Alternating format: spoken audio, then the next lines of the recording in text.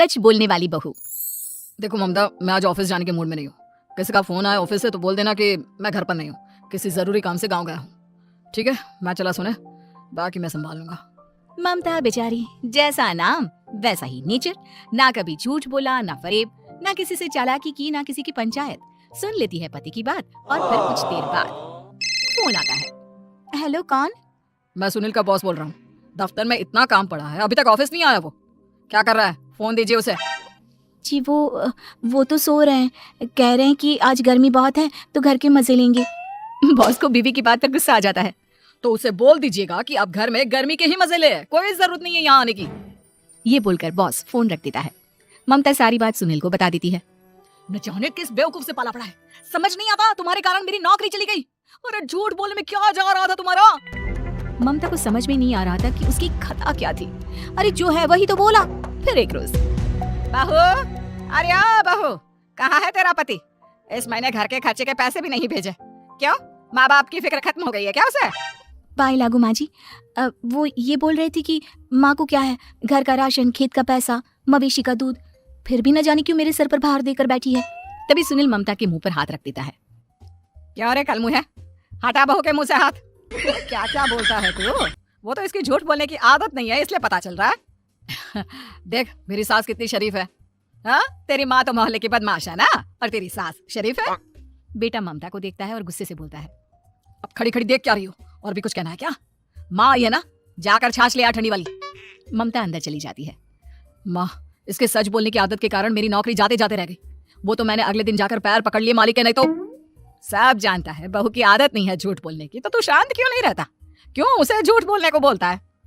फिर एक रोज, बहू जा अपनी पड़ोसन के पास और उससे बोल कि वो लाल वाली साड़ी जो उसने नए साल की पार्टी में पहनी थी, तुझे वो चाहिए। ना माँ जी, मुझे नहीं चाहिए। वैसे भी कल जिस शादी में जाना है ना, वहाँ के लिए तो मेरे पास काली साड़ी है। सास सर पर हाथ रखकर। अरे बुद्धू, मुझे चाहिए साड़ी। वैसे भी तुम लोगों में तो साड़ी का लेन देन चलता है ना, तेरी भी तो उसने पहनी थी ना। हाँ माँ जी, वो क्या है ना, हम दोनों के कपड़े एक दूसरे को आ जाते हैं। मैं ले आती हूँ आपके लिए साड़ी। बहू पड़ोसन के पास जाती है। कैसी हो निर्मला, तेरी लाल साड़ी चाहिए थी। क्यों? तू तो बोल रही थी कि तेरे पास काली वाली साड़ी है, तू वही पहनेगी, फिर लाल का क्या करेगी? अरे मैं तो काली ही पहनूंगी, लेकिन मेरी सास ने देखी थी तेरी लाल साड़ी, वो नए साल की पार्टी में तूने पहनी थी ना, तो इसलिए वो मांग रही है। ये सुनकर पड़ोसन थोड़ा परेशान हो जाती है। देख ममता, तेरे लिए तो मैं एक बार को साड़ी दे भी देती, लेकिन तेरी सास के लिए नहीं। वो क्या है ना, तू तो जानती है कितनी गंदी आदत है तेरी सास की। खाया पिया सब कपड़े पर ही पोंछ देती है। मेरी लाल साड़ी बहुत महंगी वाली है, पता चले उस पर हल्दी तेल का निशान लगा हो। ममता घर आ जाती है खाली हाथ, ममता को देखकर। नहीं दी ना उसका लूटी ने साड़ी, अब आए तुझसे लेने तेरा सामान, अच्छे से बताती हूँ। माँ जी वो क्या है ना, मुझे तो वो दे रही थी, लेकिन आपके नाम पर नहीं दी। अरे किसने बोला था मेरा नाम लेने को? बोल देती तुझे पहनना है, लेकिन ना, तू तो ठहरी सच की देवी। न जाने सास क्या सोचती है और हंसने लगती है। अरे माँ क्या हो गया, क्या सोचकर हंस रही है? याद है जब बहू को देखने गए थे? हाँ बस सही बात है। याद आ गया, कैसे मेरी सास बाजार के खाने को बोल रही थी कि ममता ने बनाया है। और बहू ने आकर सब बता दिया कि ये सारा खाना तो बाजार से आया है, वो भी कल्लू हलवाई की दुकान से। ममता दोनों की बात सुन रही थी। हाँ माँ जी, वो कल्लू हलवाई का ही था। मुझे तो आज तक पता नहीं चला कि माँ ने क्यों कहा कि मैंने बनाया है। खैर मैं तैयार होती हूँ, शादी में जाना है ना। पूरा परिवार शादी में जाता है, जहाँ खाना वाना खाकर सभी बैठे होते हैं कि एक औरत ममता की सास से कहती है। क्या बात है बहन जी, मेरी आपकी बात हुई थी तो आप तो बोल रही थी कि लाल साड़ी पहनने वाली हैं, तो मैंने ये काली पहन ली। पता होता कि आप लाल नहीं पहन रही हैं तो मैं ही अपनी लाल पहनाती। अच्छा जी, तो इसलिए पूछा जा रहा था। अरे इतनी साड़ियाँ हैं कि क्या बताऊं, मैंने सोचा तो था पर ये सामने दिख गई तो यही पहन लिया। अच्छा, मेरी तो तैयारी काफी दिन से चल रही थी, फिर भी आज ऐसा लग रहा है कि ठीक से तैयार नहीं हुई मैं। तभी आ जाती है हमारी सच्ची बहू ममता बहू।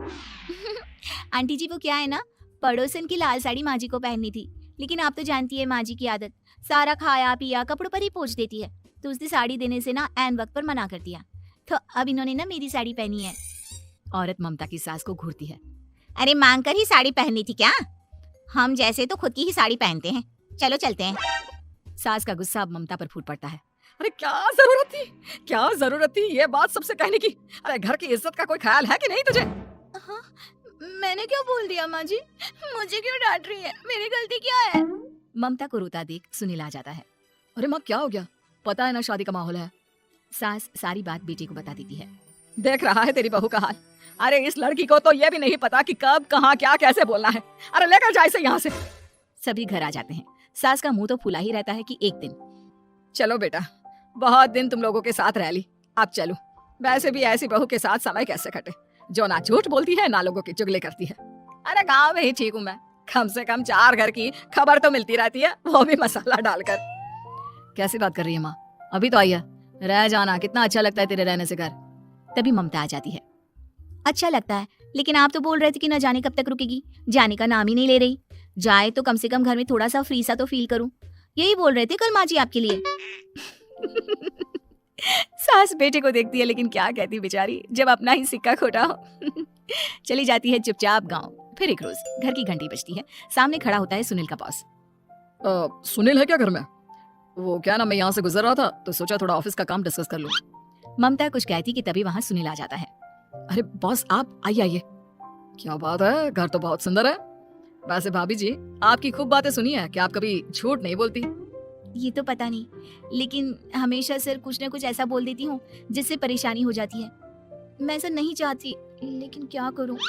खैर, बॉस कुछ देर रुकता है, काम की बात होती है। ममता के साथ सब चाय पीते हैं और जैसे ही बॉस जाने को मुड़ता है कि क्या जी, कितने नेक इंसान है, फालतू ही आप खड़ूस और निकम्मा बोलते हैं इन बॉस को।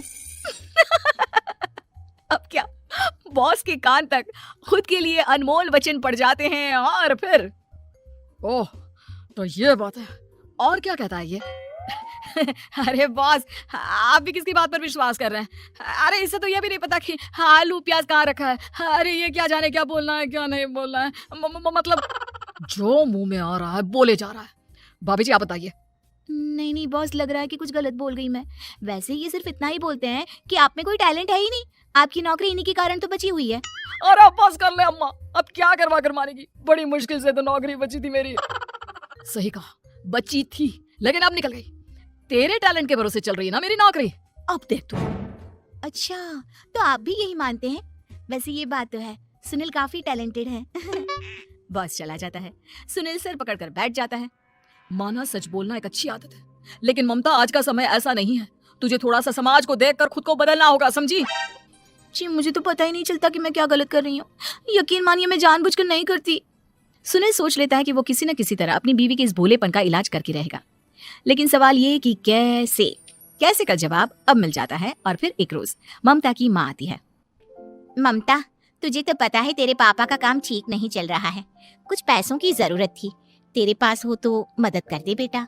ममता माँ को घर खर्चे से बचाए पैसे दे देती है। पैसे देने के बाद सुनील आ जाता है। अरे सासू माँ, आज यहाँ कैसे आना हुआ? नहीं बेटा, वो ममता की याद आ रही थी ना तो आ गई। वो क्या है ना, पता है पापा का काम ठीक नहीं चल रहा है तो माँ कुछ पैसे लेने आई थी। क्यों, यहाँ क्या पैसे का पेड़ उगा है? अरे कौन सी माँ अपनी बेटी के ससुराल का खाती है? कोई जरूरत नहीं है पैसे देने की। वापस कर दो माँ जी पैसे और निकलो यहाँ से। आगे से यहाँ पैसे लेने नहीं आना। सुनील ये बोलकर निकल जाता है। उसके जाने के बाद, बेटा ममता, तूने मेरी बेइज्जती कराने के लिए यहाँ बुलाया था क्या?